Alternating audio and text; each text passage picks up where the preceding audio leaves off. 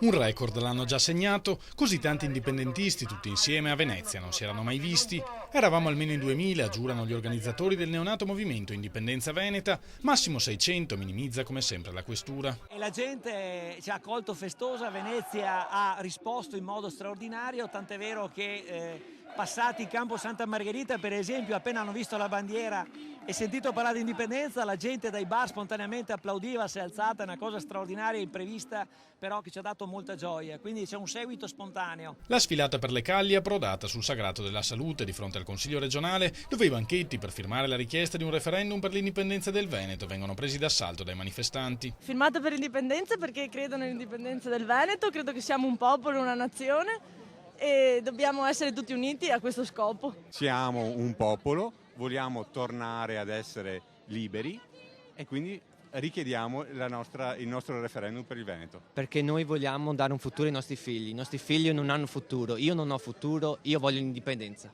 Queste firme non andranno a Roma, spiega uno dei fondatori della nuova formazione venetista, l'avvocato Alessio Morosin. All'Italia noi non abbiamo più niente da dire. Ormai il nostro interlocutore è Bruxelles, non è più Roma. Parliamo con Barroso, parleremo con l'ONU.